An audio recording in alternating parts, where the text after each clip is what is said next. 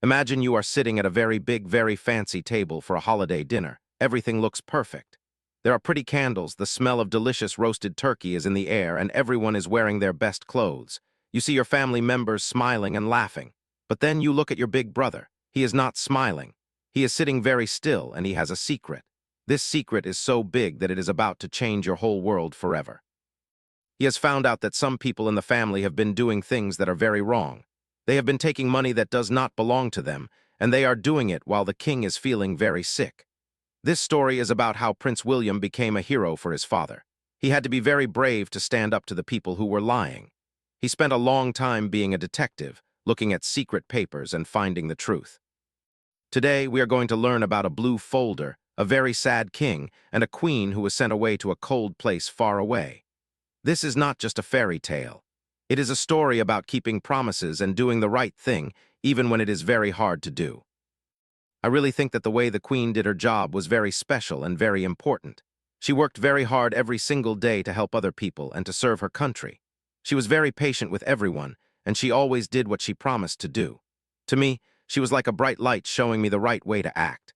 I try to follow her example every day because she was so loyal to all of us. She taught me that being a leader means thinking about other people before you think about yourself. This was a very, very important lesson for me to learn as I grew up in the royal family. It is a guiding example that I will always keep in my heart as I grow older and take on more work. Big doors of the Sandringham House had just closed after the Christmas holiday when something huge happened. The whole royal family was turned upside down. It was not because of a group from another country or a mean story in the newspaper. It happened because of a man that many people had not been paying enough attention to for a long time. That man was Prince William. He decided it was time to take action. When he made his move, nothing in that very old and fancy house would ever be the same again. It was like a giant storm had come inside the palace. This is not just a story about a family having an argument or people whispering secrets in the hallway. This is a story about how a Prince of Wales, who is not even the king yet, did something very brave. He reached into the very center of the royal family and pulled out the bad things that were hidden inside. He found out that some things were rotting and falling apart. What he found was very, very bad. It was something people did on purpose to hurt others. It was so personal and so mean that it would make a very sick king cry real tears and send a queen away forever.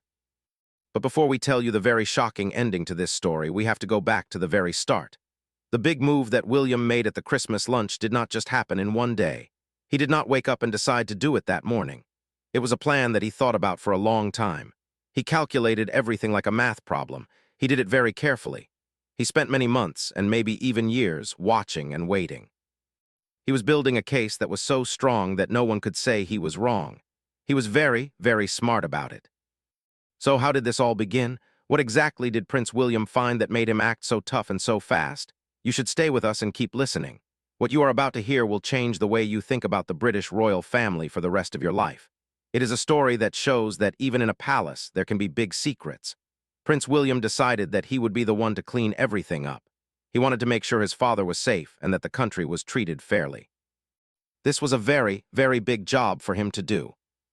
The lunch they had on Christmas Day was the moment when everything changed forever. Usually, Christmas lunch at Sandringham is a very pretty and organized event. They eat a big roasted turkey and drink fancy wine. They talk politely to each other across a table that is covered in tradition. It is supposed to show everyone that the family is happy and together. They want the whole world to think they are a family at peace with themselves and the country. But on this Christmas, that happy picture was just a made-up story. William knew the truth. William sat at the head of the long table and he did not move at all. He felt like the family was losing people every time there was a bad story in the news. He knew there was a very big and very urgent message that needed to be heard. He watched everyone with his eyes. He saw the way people looked at each other and the way they laughed. Queen Camilla's children, Tom and Laura, were there too. They acted like they belonged there forever. They talked about fixing up houses and buying expensive wine. They thought they were very special just because they were near the king. King Charles looked very, very tired. He was not just tired because he was fighting a mean sickness called cancer. He was tired deep inside his soul. He shared his feelings with many people in the country who were also having a hard time. But he had an even bigger exhaustion that he could not even talk about. It was like he was carrying a giant, heavy bag that he could not put down. Queen Camilla had a smile on her face, but it was not a real smile.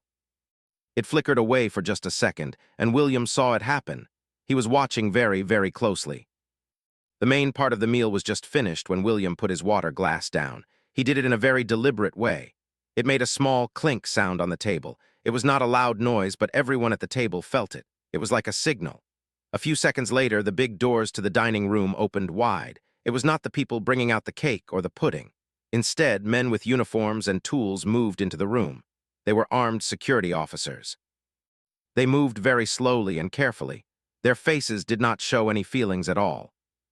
Everyone stopped talking right in the middle of their sentences. One person even stopped their fork in the air because they were so surprised. The whole room held its breath. William stood up very slowly from his chair. He picked up a blue folder and placed it on the table.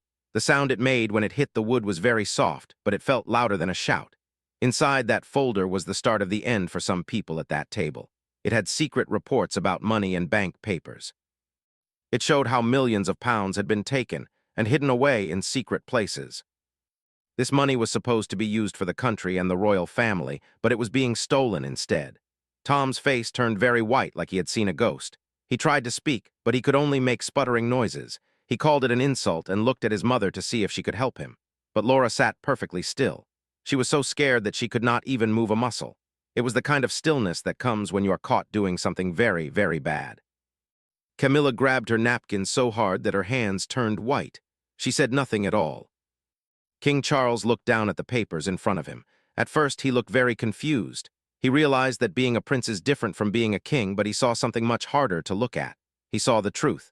The numbers on the pages were very clear. They showed exactly what had happened. There was no way to argue about it. William's voice was very calm and quiet when he started to speak, but every word he said felt like a heavy blow. He said that all the deals with the secret companies were over right now.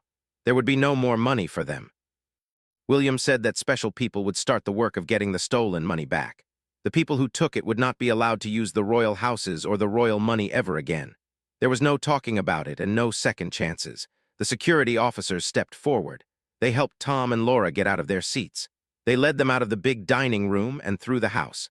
They were not allowed to walk out the front doors where the important people go. Instead, they had to walk through the small hallways and out the back door. The back door is the one that the delivery drivers use.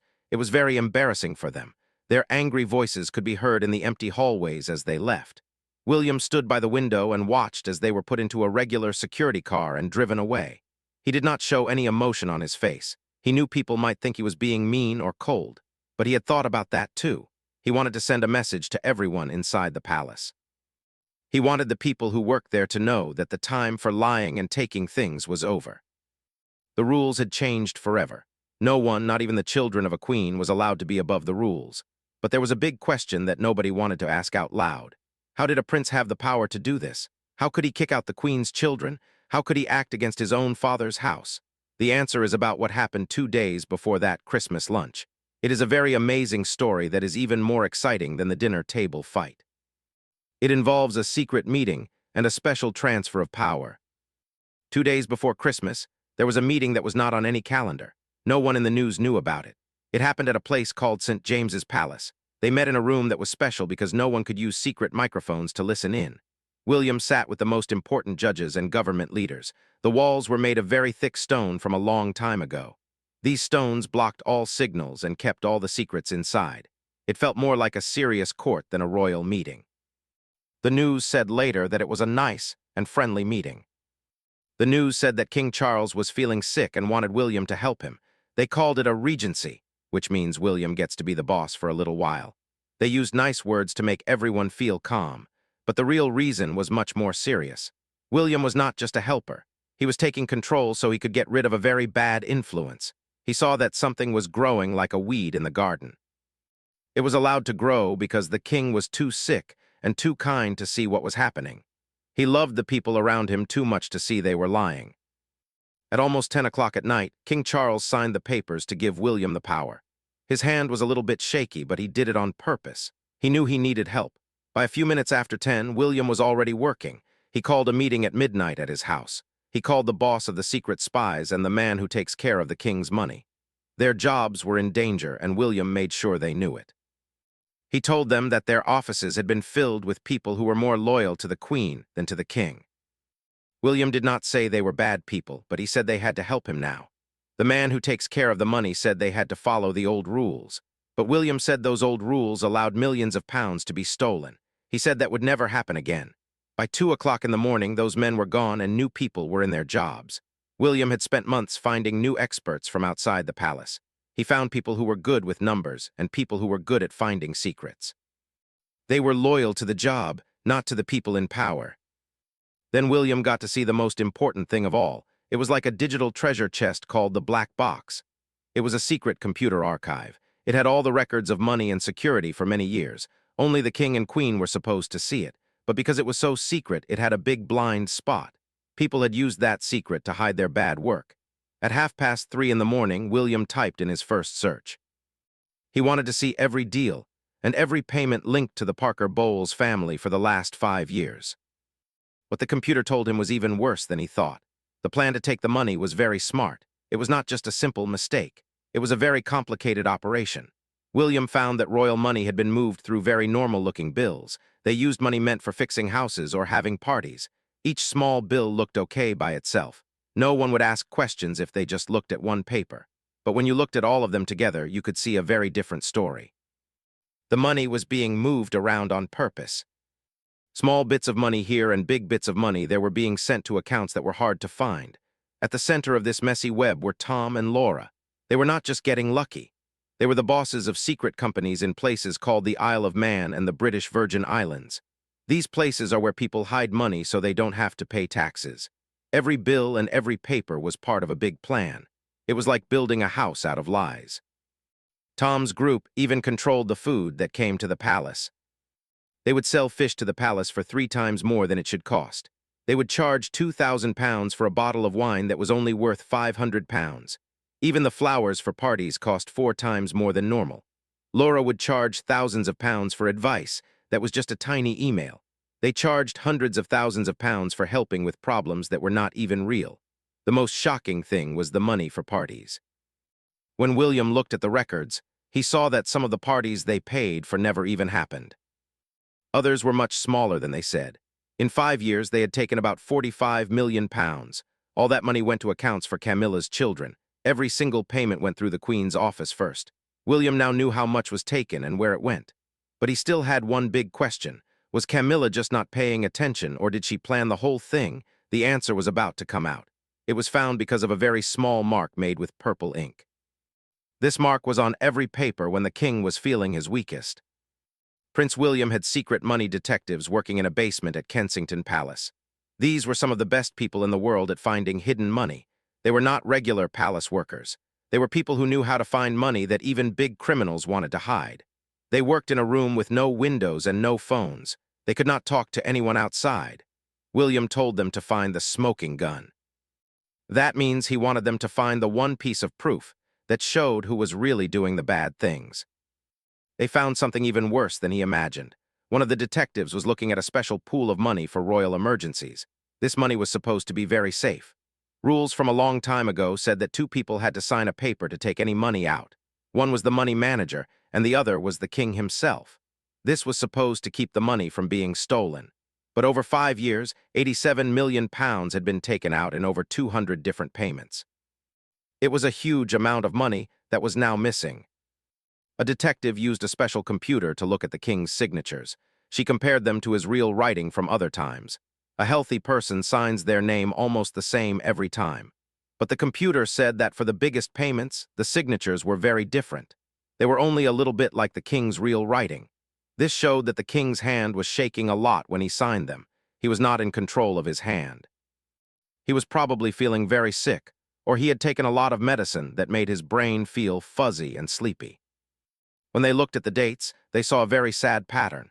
The days when the most money was taken were the same days when the king was having his cancer treatment. These were the times when he would be very tired and would not be able to think clearly. Someone had stolen his medical calendar. They knew exactly when he would be the weakest. They brought him the papers to sign when they knew he would not be able to read the small print. This was a very, very mean thing to do to a sick man. But there was even more proof. The big money requests were hidden in the middle of a big stack of boring papers. There were papers about ceremonies and letters to other countries. They piled them up so the king would not see the dangerous papers in the middle. People who worked for the Queen would tell the king that he had to sign them right away. They would act like they were helping him so he could go rest. And the king, because he was tired and he trusted them, would sign his name as fast as he could. Then the purple seal would be put on the paper. Purple seal was Camilla's personal mark. It meant she had looked at the paper and said it was okay. On every single bad paper, her purple mark was there. She had looked at them 1 or 2 days before the king signed them. This was not a mistake. She knew what was in those papers. She helped the money flow to her children while her husband was too sick to understand. This was not just taking money anymore. This was being mean to an old man who was sick. It was systematic and planned out. William needed the real papers, not just pictures on a computer. William knew that if Camilla found out he was looking, she might try to burn the papers. She might act like there was a fire or a flood to destroy the evidence. So William set a trap. He found a lady named Margaret who worked in the money office. She was very loyal to Camilla. William's detectives let Margaret overhear a fake conversation. They said they had found all the money, but they just needed the real papers to win the case. Margaret ran to tell Camilla everything she heard. Within 6 hours, Camilla knew what William was doing. Camilla was having tea when she heard the warning. She spent 2 hours thinking about what to do. She knew that the digital proof was strong, but the real papers with the purple seal were the worst proof for her. If those papers were found, she would lose everything. She used a secret phone that no one knew about and called a man named Ali. Ali was her head security guard for 15 years. He had protected her through many hard times. He knew all her secrets. She told him that the papers in safe number 4 had to disappear forever. Ali knew this was wrong. It was not his job to destroy proof, but he was loyal to Camilla. At almost 2 o'clock in the morning, he went into Buckingham Palace through a back door. He wore his security clothes and used his keycard to get inside. He had a flashlight and a secret laser tool to cut open the safe. He moved through the dark hallways, trying to stay away from the cameras. He went to the oldest part of the palace where the archives are kept. It is like a big library for old, important papers. He got there at 3 minutes after 2 in the morning. He used his code to get into the room. It was very dark inside. He found safe number 4 against the wall. He used his laser tool to cut the lock slowly and quietly. After 15 minutes, the door opened. Inside was a red folder. It had 40 pages of original papers. Each one had the king's shaky signature and Camilla's purple seal. They showed millions of pounds being taken. Ali picked up a lighter to start a fire. But suddenly the whole room was filled with bright white light. There were loud footsteps coming from every corner of the room. A man named Thompson told Ali to put his hands on his head. There were 5 armed guards all around him. They had been waiting for him to arrive. Ali was caught and he had no way to escape. They took away his tools and put plastic ties on his hands. They took the red folder and put it in a safe place. They told Ali he was in big trouble for trying to destroy royal property and for lying to the law. They even said it might be like a terrorist crime because he had a weapon. Then they told him the most shocking thing of all. The secret phone that Camilla used was being listened to by the government. Every word she said to Ali had been recorded. She had caught herself in her own trap. William had her voice on a recording, telling Ali to commit a crime. This was the final piece of the puzzle. Now, Ali had to decide if he would keep being loyal to a queen who had put him in danger. He was taken to a secret room with metal tables and no windows. Prince William came to talk to him, because he wanted to know why Ali would do something so bad for the queen. William asked Ali why he would throw away his whole life for a lie. He showed Ali the recording of Camilla's voice. Ali saw that the queen did not care if he got caught. She only cared about herself.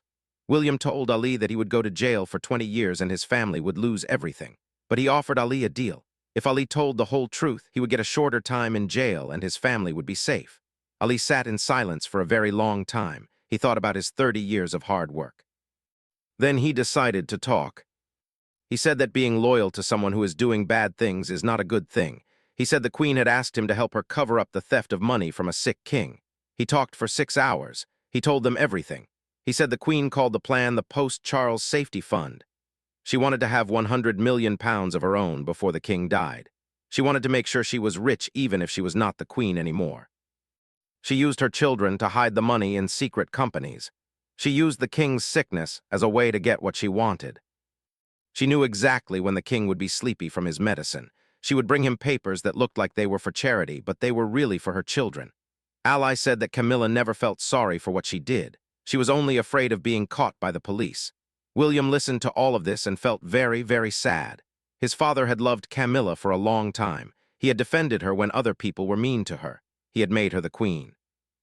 And she had betrayed him as soon as he got sick. It was a very, very sad discovery for a son to make.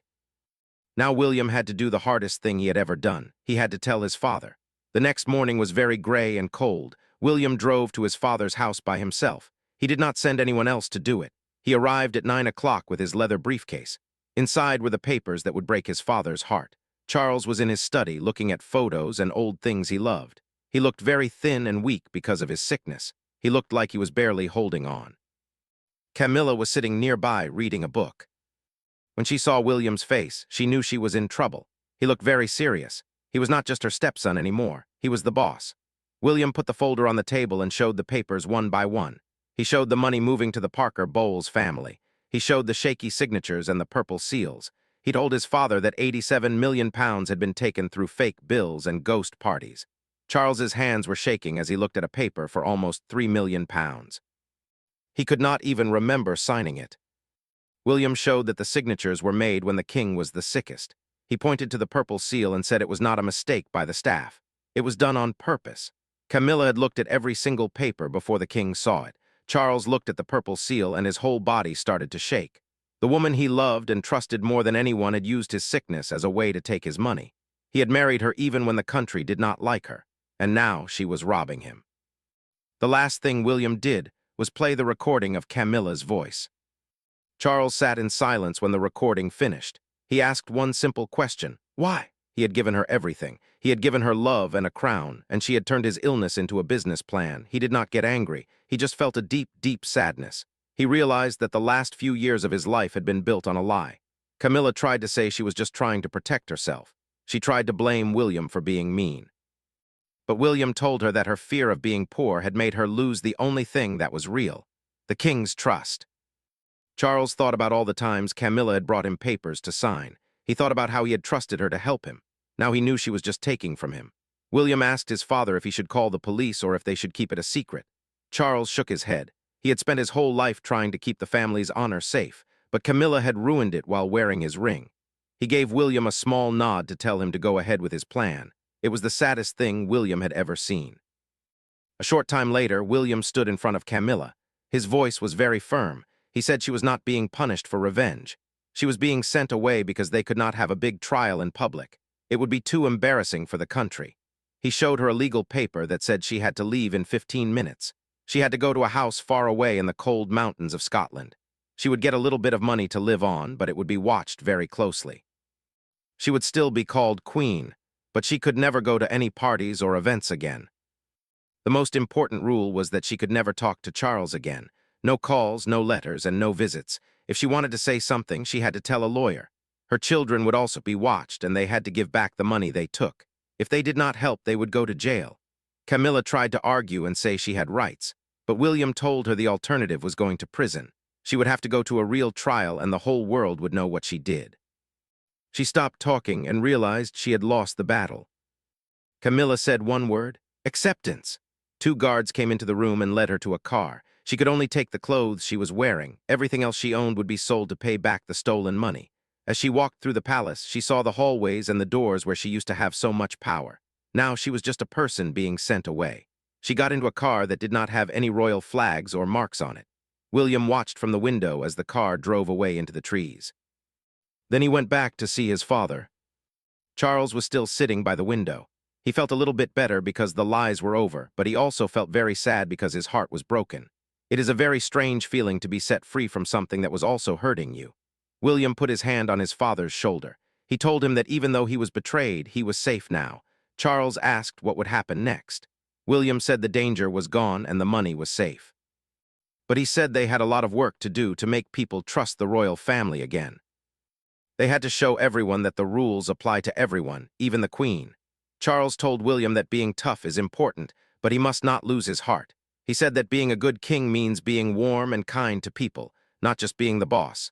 He said that William's biggest challenge would be to find a balance between following the rules and being a good person. Kate came into the room and stood by her husband. She took the king's hand and promised him that they would take care of him now. He would be around people who really loved him. Charles managed to give them a small smile. As William and Kate walked to their car, William looked back at the window. He saw his father sitting there all alone. He felt the weight of the big job he had just done. He had cut out the bad things from the family, but it had caused a lot of pain. Kate took his hand and they drove away. The past was behind them and the future was still a mystery. The monarchy had survived many hard times before, but a betrayal like this was something very new and very scary. Can the royal family ever be the same after this? It is a very hard question. Trust is a very fragile thing. Once it is broken, it is hard to glue it back together. People inside the palace are still talking about what happened. They are wondering what will happen when William becomes the king one day. Will Camilla stay in the mountains? Will the secrets stay hidden? And what about King Charles? He has to spend the rest of his life knowing that the woman he loved the most was not who he thought she was. These are very big questions. The next few years will show us what the royal family is really made of. The weight of all these answers is now on Prince William's shoulders. He showed that when things got really bad, he was the leader everyone needed. He was a king in his heart even before he had a crown. What do you think about this story? Do you think William did the right thing by sending Camilla away? Or do you think he was too mean? You can tell us what you think in the comments. We love to read what you have to say about these big stories. If this story made you feel something, you should hit the like button and share it with your friends. It is the kind of story that reminds us that even famous people have to follow the rules and be honest. Don't forget to subscribe so you can hear more about what happens next with the royal family. There is another video waiting for you on the screen right now. You should click it and watch it because the story is not over yet. There are still many more things to learn about the secrets hidden inside the big palace walls and the family that lives there.